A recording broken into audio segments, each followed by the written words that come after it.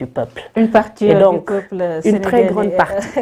Khadija, voilà, ñu continuer ba tey suñu waxtaan parce que dañoo commencé rek ñu doon wax par rapport ak li nga xam ne moo nekk décor bi nga xam ne nemmeekoo nañ ko keroog ci meeting bi mais su may déglu say kàddu avant même ñuy dem ci discours le président Ousmane Sonko président bu Pastef j'ai comme l'impression que yow jugé nga avant l'heure.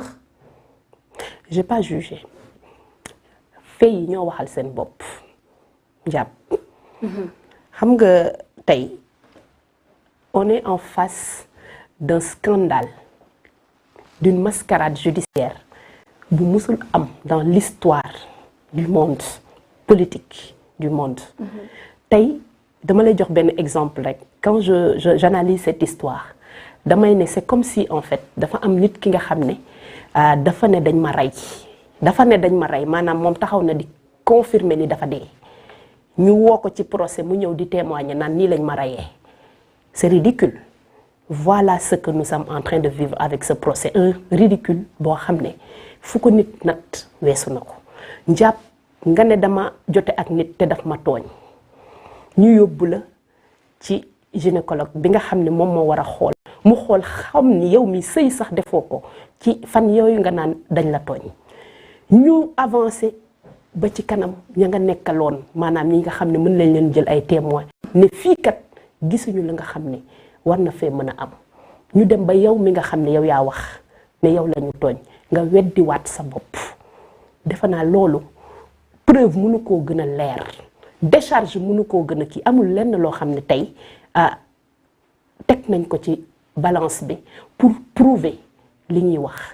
xam nga jàpp lan moo gën a dangereux ci histoire bi nga xam ne moom moo fi am tey nous sommes arrivés à une étape boo xam ne tous les hommes war nañoo am njàqare tiit te xam ne am nañ épée de Damoclès maanaam ci seen bopp maanaam en tant que jigéen tey ñun ñëpp bu ñu xëyee bu ñu neexee accuser n'importe quel góor sans amener des preuves d'un viol imaginaire supposé sans preuve ñu yóbbu ko en chambre criminelle juger ko et peut-être même tëj ko voilà aujourd'hui fan la ñu yóbbu Sénégal c'est-à-dire dañu bafoué tey li nga xam ne nous les femmes nous nous sommes battues pour que le viol soit reconnu comme un crime mais avec des éléments matériels yu koy prouver avec des éléments de preuve li ñu naan évidence yoo xam ne dañ koy teg sur la table et entre autres li nga xam ne moo ci gën a am solo muy un certificat médical tey on arrive dans un contexte boo xam ne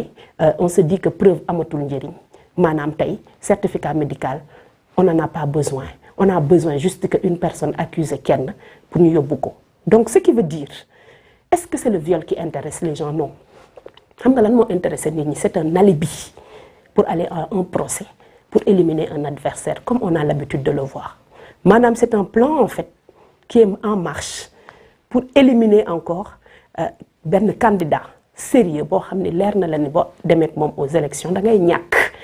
On utilise la justice on bafoue nos droits on nous bâillonne di ñu teg lu métti tout simplement parce que dafa am un plan bu nga xam ne benn nit ak benn groupe de nit moom la ñu teg parce que ils ont peur d'aller aux élections parce que ils savent que s'ils partent aux élections yu ñu dul bokk maanaam seen candidat supposé Macky pour 2024 du bokk parce que il est illégitime et il est illégal mënul nekk candidat te ku mu fi tegit conseil constitutionnel bi Khadija ku mu fi teg njàpp dañ koy gagner au premier tour seen sondage wax na leen ko seeni analyse wax na leen ko y a même plus besoin d'avoir un sondage tey boo rombee foo romb xam nga ni c'est un gouvernement qui est finissant c'est un régime qui est finissant et que le président Ousmane Sonko va gagner aux élections de 2024 donc benn plan moo fi des comment faire pour faire les présidentielles de 2024 en 2023 et comment faisant au tribunal pour écarter un adversaire du am nous sommes là cette majorité Khadija du am boobu portera le est-ce que président c'est logique boobu ngeen nekk ba tey parce qu'on a vu jour boobu ba tey Ousmane Sonko on est toujours dans la communication te port vestimentaire dafa nekk loo xam ne aussi dafay wax benn Ousmane Sonko mu ñëw ak tenue boo xam ne mun nañu wax ne benn tenue va-t-en-guerre et j'ai comme l'impression aussi Khadija tey jii loolu nga ñëwee sur le plateau Donc du coup loolu lan lay renvoyer aux Sénégalais. Nous sommes prêts njàpp. juste njàpp. Gis nga képp kuy Sénégal ba plonger le pays ci kaw. ce sera le président qui l'aura fait pas nous. Gis nga njàpp. C'est pas le président de la République moo lay accusé de viol. dëgg bu jotee dañ koy wax. C'est une petite fille. te gis nga ku waxul dëgg. da ngay wax safaan. gis nga fi Sénégal toll. nous avons trop subi. ñun waa PASTEF les patriotes notre leader a trop subi. suñuy droit dañ koy bafoué.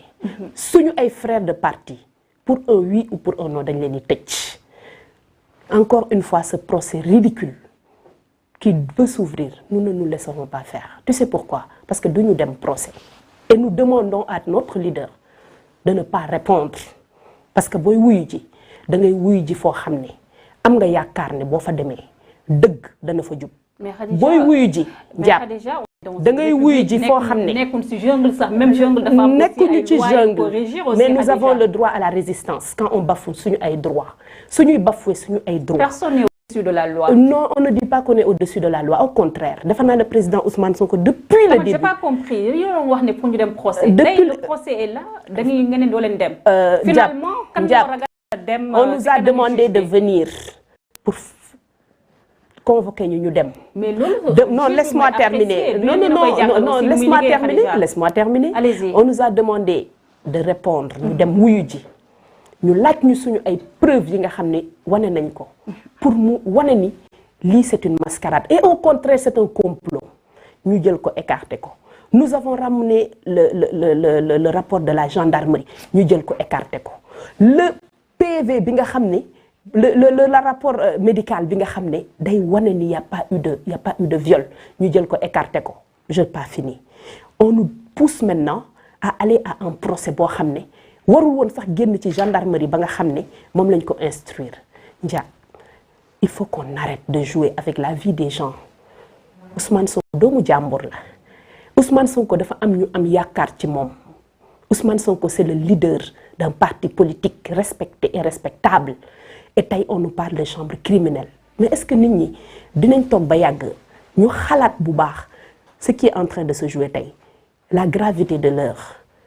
Un Ousmane Sonko qui a travaillé toute sa vie pour le Sénégal qui jusqu'à présent amuñu lenn luñ ko mën a accuser nee nañ dañ koy def un criminel di ko yóbbu dans une chambre criminelle. Parce qu'il a été accusé de viol. Un viol supposé qui n'a pas de preuve. Njàpp ki nañu génne preuve. loolu sa gis-gis la non du suñu gis-gis. C'est les preuves parlent. Les preuves sont à décharge. Tey ce n'est plus un combat judiciaire. Tey on n'est plus en face d'un combat judiciaire. On est en face d'un combat politique. Et à combat politique, réponse politique. À combat politique, réponse politique. La justice est instrumentalisée. La justice est utilisée, comme on l'a fait dans le passé, pour éliminer des adversaires. Nous ne sommes pas Khalifa Sall. Nous ne sommes pas Karim Wade. Et notre leader, Ousmane Sonko, ira aux élections en 2024. Déjà, les faits ne sont même pas pareils, Khadija. Les faits ne sont même pas pareils. Là, on parle de viol. La méthode est la même. Xam nga méthode bi lan la. Xam nañ ni dañu ñàkk. Xam nañ ni seen gouvernance dafa décrier. Xam nañ tous les scandales qu'ils ont fait. Ils savent que dañu génn ci xolu nit ñi. Kon tey xam nañ ni ils partent aux élections suba. Ousmane Sonko da leen di battre et au premier tour. Quel que soit le candidat qu'ils vont mettre. Parce que moi je sais que jusqu'à présent, ça c'est ma ligne depuis le début, le président Macky Sall ubbiwul une fois la parole. Ne man je suis candidat. Donc je suppose qu'il n'est pas candidat. Au contraire, il a dit qu'il n'est pas candidat. Donc ñiy wër-wëraan ci touram, ces pyromanes qui sont autour de lui, ñoo ko bëgg a def candidat. Mais je pense qu'il lui reste encore un peu de lucidité pour mu xam ne il ne peut pas et il ne doit pas. Parce qu'il est le garant de la stabilité de ce pays. Pour en revenir à Ousmane Sonko et le procès de Adji Sarr, je n'appellerai pas le procès d'Adji Sarr.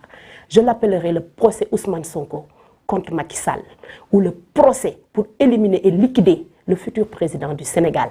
Bi nga xam ne seen ay enquête wax na leen ko. Bi nga xam ne y a même pas besoin aujourd'hui d'être un messie pour xam ne seen nguur daanu na seen nguur jeex na te li ko jeexal ci ñoom la jóge les scandales à répétition la Cour des comptes avec ses rapports le niveau de vie des Sénégalais le grève des transporteurs situation ak morosité bi nga xam ne moom la Sénégalais di dund loolu la ñu décidé ni day jeex. Déjà situation il y aura un avant 2023 et un après 2023 je ne parle pas de 2024 il y aura un avant 2023 et un après 2023 parce que 2023 ce sera l'année où les Sénégalais vont retrouver leur indépendance. Appel à l'insurrection bi nga xam ne le président Ousmane Sonko def na ko keroog si boobu le meeting. Tu l'as entendu le dire? Qu'est-ce qu'il a dit? lu mu wax non yow est-ce que les jeunes sont prêts? Non mais attends ñun chacun d'entre nous a un droit constitutionnel à la résistance. C'est le préambule de la Constitution. Mais résister à quoi aussi? Résister à l'oppression. Ndiam, tu penses que ñun tey suñu leader l'espoir de tout un continent parce que le président Ousmane Sonko n'est plus un président que pour le Sénégal. Accusé de viol. Accusé de supposé viol et de complot politique pour le liquider. Raison de plus pour mu dem à la barre. C'est un combat politique. On n'ira pas à la barre. Xam nga lu tax ñun dañu amatul confiance ci justice bi nga xam ne am na preuve yépp pour faire un non-lieu. Justice bi nga xam ne un procureur de la République se permet de modifier un PV de gendarmerie. Justice bi nga xam ne on ne s'indigne pas assez dans ce pays. Lorsque nous avons 2 gendarmes qui disparaissent dans un pays où on parle de justice, est-ce que vous pensez que c'est normal qu'il n'y ait même pas un communiqué de la gendarmerie pour en parler? Où la justice ne s'autosaisit pas pour savoir qu'est-ce qui s'est passé? Quand vous arrivez dans un pays où un Ahmed Suzanne Camara taxaw ci télé wax nit ñi dañ leen a rey te kenn dootu leen gis on ne l'emprisonne pas et pourtant quelqu'un est parce qu'il est de Pastef ñu ñëw jël si ko yóbbu ko alors qu'il disait j'espère seulement il ne parlait même pas à l'affirmative.